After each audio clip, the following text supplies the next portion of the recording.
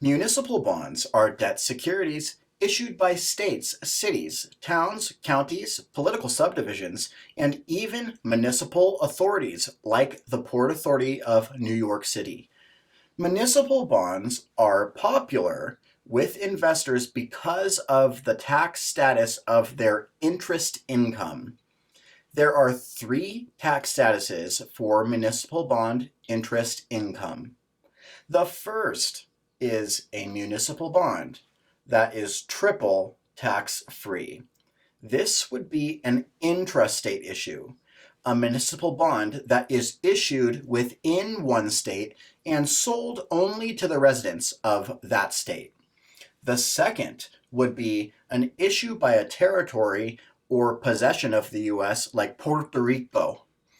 Bonds issued by Puerto Rico are triple tax-free. The second tax status is the one that's most common in America. Municipal bond interest income is exempt from federal taxes but subject to state and local taxes. So if you live in New York State and you buy a bond issued by the state of Illinois, you would pay taxes in the state of New York.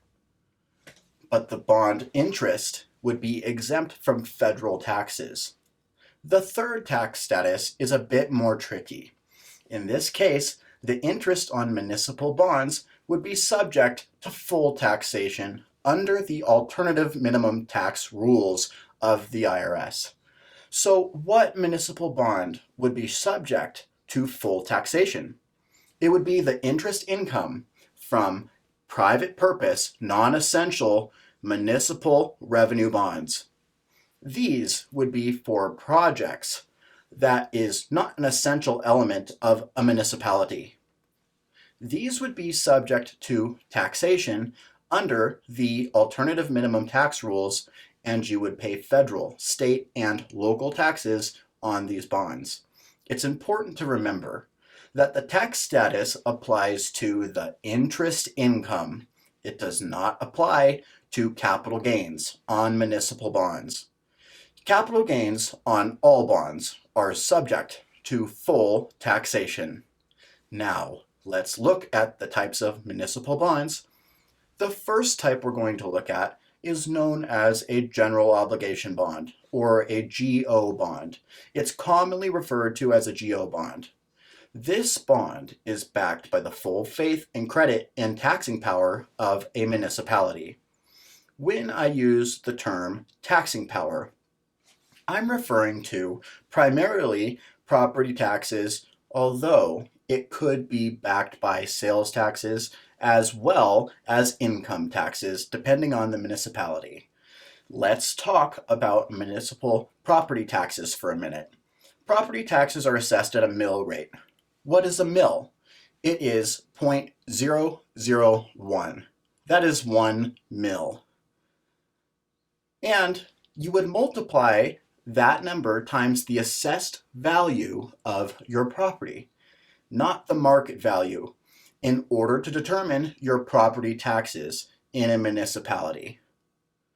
So let's give you an example. You live in a municipality that has a 7 mil tax rate.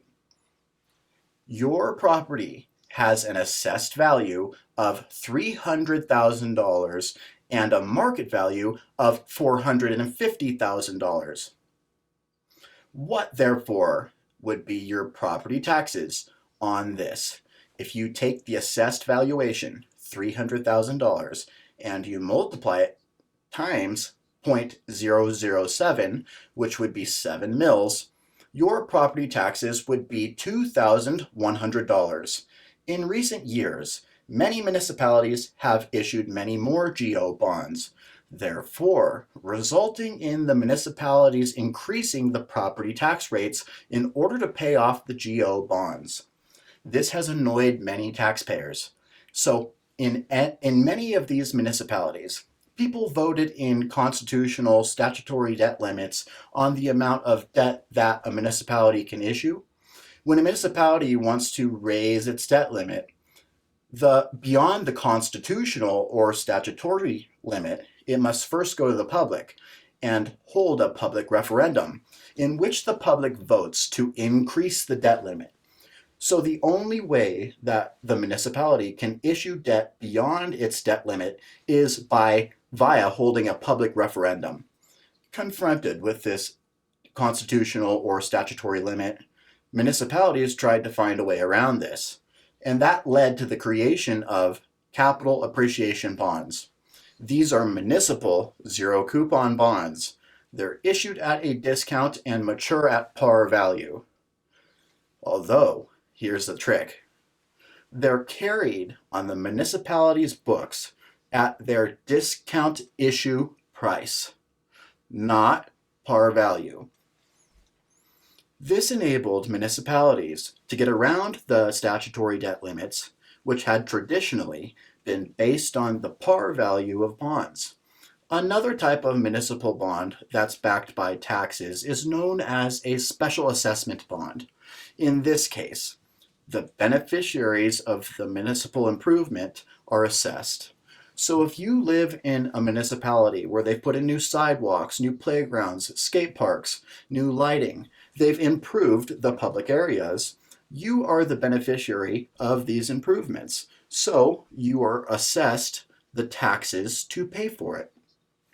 The next type of bond is known as a special tax bond, and it's paid off by what many Americans call sin taxes.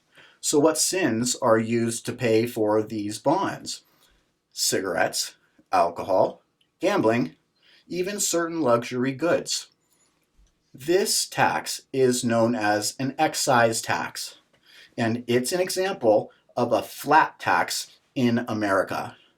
Another group of municipal bonds is not backed by taxes. Instead, these bonds are backed by the revenues from a specific project. Hence, they're referred to as revenue bonds. Revenue bonds are a self-supporting bond. They are backed solely by the revenue generated by the facility. So, before a municipal or a municipality can issue a revenue bond, they must determine if the facility will be able to generate the revenue that will cover the cost of the debt. Primarily, the interest payments and the repayment of principal on the outstanding debt. So municipalities wishing to issue a revenue bond, they must hire an independent engineer to evaluate the viability of the project. This is absolutely crucial because otherwise the bond may go bankrupt. There's several types of municipal revenue bonds. You have an industrial revenue bond, an IRB, also known as an industrial development bond, an IDB. This bond is issued by a municipality, but backed by a corporation. I'm going to repeat this. This bond is issued by a municipality, but backed by a corporation. Many years ago, suburban areas surrounding traditional inner cities, they would ask companies to leave and relocate in the suburban area. And part of the enticement was that the municipality could issue a bond and then use the revenue to build the facility for the business, right?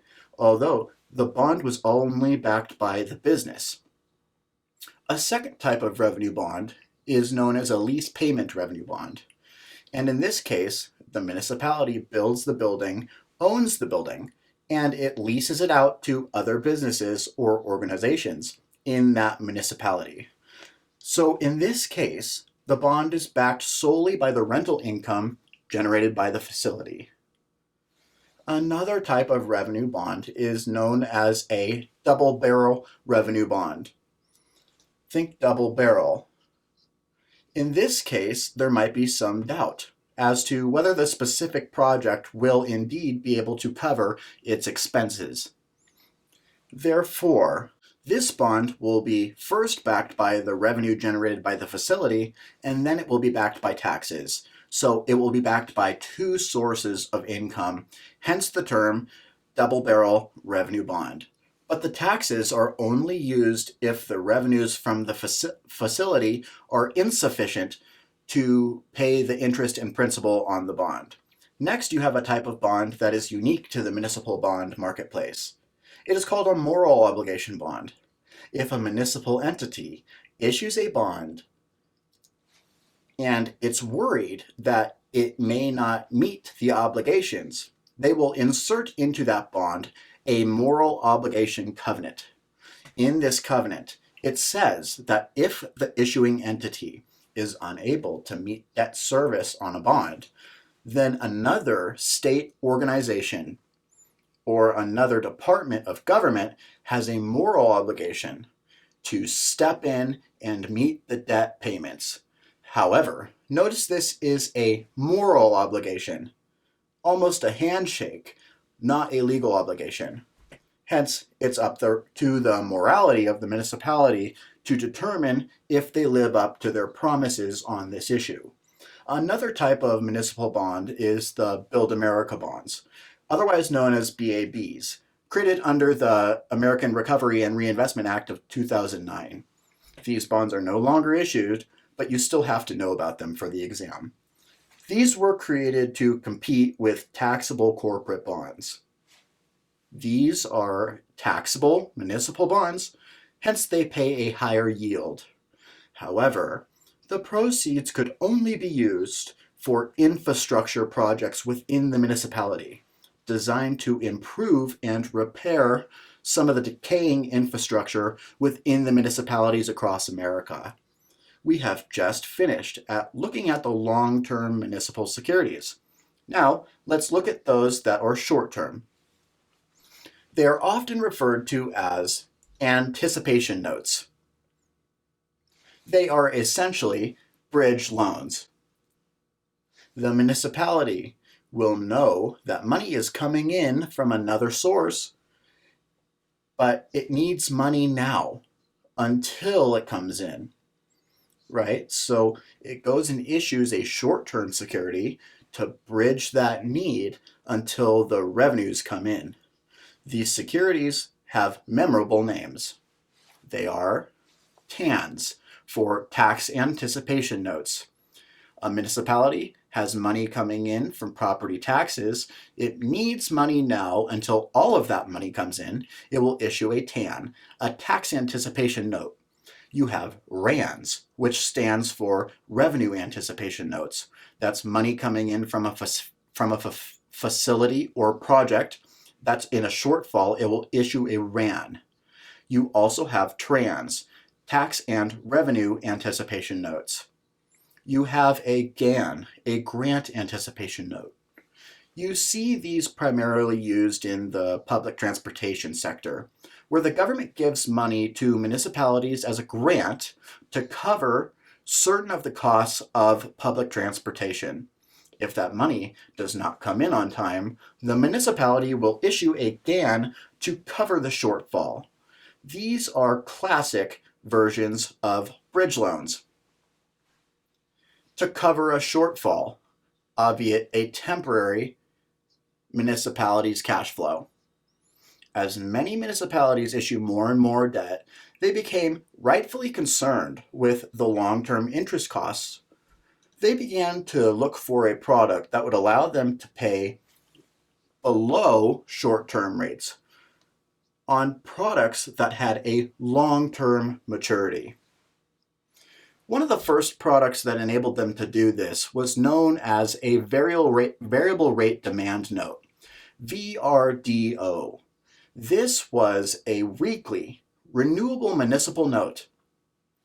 Every single week, the municipality would propose an interest rate to the holders of that note. They could accept that interest rate, or they could demand repayment. Because municipalities could not really repay them, most people simply rolled over the debt and accepted the new rate.